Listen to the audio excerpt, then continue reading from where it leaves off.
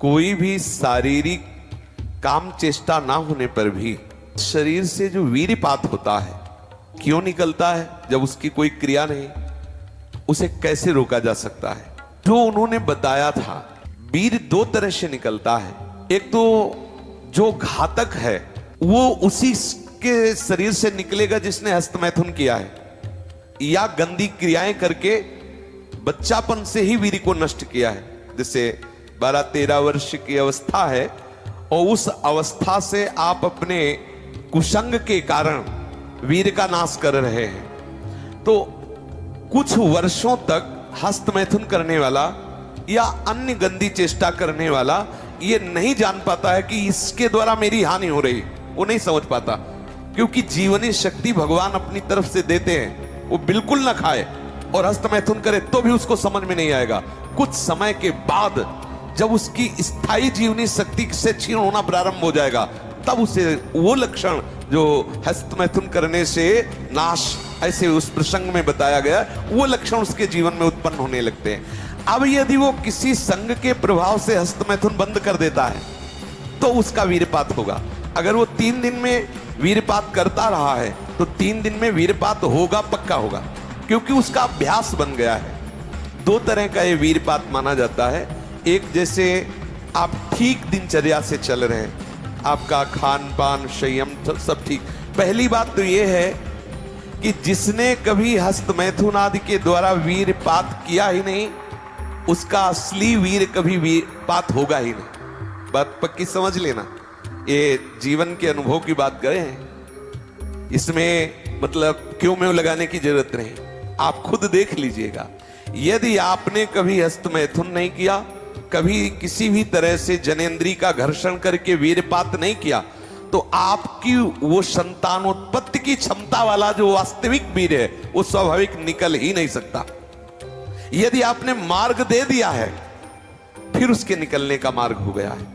तो एक होता है, परमहंस जी ने बताया कि एक होता है कि आप सो रहे हैं और आपको बिल्कुल पता नहीं, मतलब बिल्कुल कोई काम का संकल्प नहीं, कोई क्रीड़ा नहीं, और आप जगे, आपको ऐसा लगा कि वीर्यपात हो गया, वो दोष नहीं है। जैसे जब हम गुड़ बनाते हैं तो उसमें गंदा फेन निकलता है ऊपर, पतोई कहते हैं गांव में। जैसे अरहर की दाल जब उबाली जाती थी गांव में तो ऊपर उसका फेन निकलता है, ऐसे ही ये शरीर का विकार निकला, ना कि ब्रह्मचर्य नष्ट करने वाला वीर्य।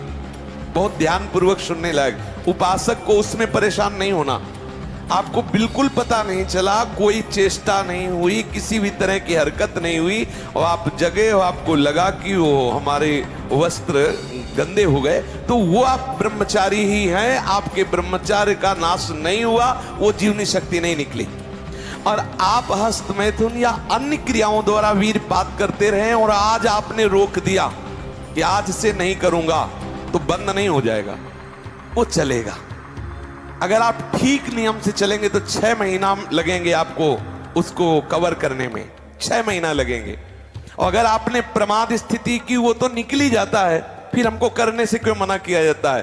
तो आप देख लेना, कुछ समय बाद आपकी हालत बहुत गंभीर हो जाएगी, जो आप बता भी नहीं पाएंगे किसी से। क्या गंभीर हो जाएगी? आप ऐसे ही साधारण क्रियाओं में ब्रह्मचर्यहीन हो जाएंगे, ऐसे ही छुएंगे वैसे आप ब्रह्मचर्यहीन हो जाएंगे। ये हम सब महापुरुषों के अनुभव और मिले हुए लोगों से, सैकड़ों लोग ऐसे मिलते हैं जो अपनी स्थितियों को बताते हैं।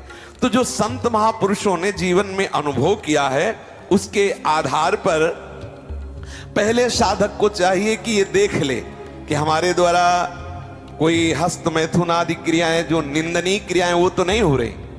एक हमारे अंदर मान्यता बैठ गई है कि वीर चरण में ही आनंद है, ये साधक को छोड़ना होगा। क्या तुम्हारा जीवन का आनंद केवल इतना ही है? का ब्याह हो तो संतानोत्पत्ति के लिए वो मार्ग, तब तक आप ब्रह्मचारी रहे। क्या इतने इंद्रियों के गुलाम हो गए? क्या इतना ही केवल आपने सुख समझ लिया? तो फिर आप देखना कि आगे आपको ये मन किस दशा में पहुंचा देता है। तो जो नव युवक जन है, साधक जन है, वीर्यपात में यदि उनका कोई स्मरण नहीं रहा और वीर्यपात हो रहा तो घबराने की जरूरत नहीं। और यदि स्वप्न में आपने स्त्री आदि का संयोग देखा, या कोई ऐसी घर्षण आदि क्रिया हुई, या कोई ऐसी कामोत्तेजना जनित, और फिर आपका वीर्यपात होता है, तो आपके गंदे विचार और पूर्वाभ्यास के कारण होता है। ये बहुत ही गंदी बीमारी है जो आपको अंदर ही अंदर खोखला करती जाएगी। ये जो शुक्रपात, वीरपात, वीर स्खलन, स्वप्न दोष जिसे कहा जाता है, ये दैहिकी वीरपात और व्याधिकी वीरपात। दैहिकी वीरपात जो स्वाभाविक हो जाता है, उसमें बिल्कुल आपकी हानि नहीं, कोई दोष नहीं। और जो ये व्याधिकी वीरपात है, ये बहुत हानिकारक है, ये आपके जीवनी शक्ति को नष्ट कर देने वाला है, इसलिए इससे सावधान रहें।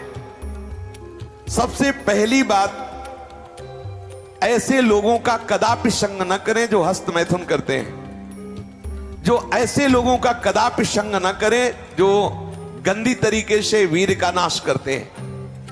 वीर्य संतानोत्पत्ति के लिए शास्त्र आदेश करता है, मनोरंजन के लिए नहीं। ये जीवनी शक्ति है, मनोरंजन का भी भाग नहीं है। पहली बात, इस स्वप्न दोष से निकलने के लिए हस्त मैथुन को पूर्णतया बंद कर दिया जाए। अगर आप सदगृहस्थ भी हो चुके हैं तो कुछ महीने के लिए आप अखंड ब्रह्मचर्य का नियम लें, जब तक आपका वीर्यपात होना ठीक ना हो जाए। आप वो हानिकारक जो कामोत्तेजना बढ़ाने वाले भोजन है उनको छोड़िए, जैसे अत्यधिक नमक, बहुत कड़वी लाल मिर्च, और जैसे बहुत ही वो मीट मसाला आदि जो बहुत ही कड़वा तीखा, ऐसा गरम मसाला, और बिल्कुल गर्मा गर्म भोजन, ये आपके स्वप्न दोष के ठीक होने की बात है। यदि आप स्वप्न दोष से बचना चाहते हैं तो अत्यधिक नमक, बहुत कड़वी मिर्च, बहुत ही वो उष्ण गर्मा गर्म भोजन, बहुत गर्म मसाले से बना हुआ भोजन, और अत्यंत खट्टी चटनी, जैसे इमली की है, कच्चे आम की चटनी है, और मांस। ये जो लोग कहते हैं कि मांस ताकतवर होता है, तुम्हारी चर्बी बढ़ा देगा, ताकत नहीं। ताकत कहते हैं संकल्प शक्ति को। ताकत शरीर शक्ति प्रधानता नहीं होती। संकल्प शक्ति का एक महात्मा पूरे समुद्र को अंजुलि में पी गया। देखो, संकल्प शक्ति, शरीर की शक्ति एक सीमित शक्ति है, संकल्प शक्ति एक महान शक्ति है। जो ब्रह्मचर्य से युक्त होता है उसकी संकल्प शक्ति बढ़ती है। भले आप मांस खा के मोटी चर्बी और आप व्यायाम करके दिखा सकते हैं कि देखो मैं ब्रह्मचर्य क्षीण करता हूं लेकिन बलवान हूं, लेकिन आप आत्मशक्तिहीन है। वो आपका मोटा हो जाना बलवान नहीं है, आपके सुंदर सुंदर मांसपेशियां निकल आना वो बल नहीं है। आप शक्ति, बलवान वो है जो आए हुए आंतरिक वेगों को सह जाए। आए हुए आंतरिक वेग को जो सह गया वही बलवान है। ये जो मछली, अंडा, मांस खाते हैं, ये कभी इस रोग से मुक्त नहीं हो पाएंगे। और जो लोग कहते हैं मैं तो खाता हूं, मेरे अंदर नहीं, विश्वास मत मानना, पक्का झूठा है वो।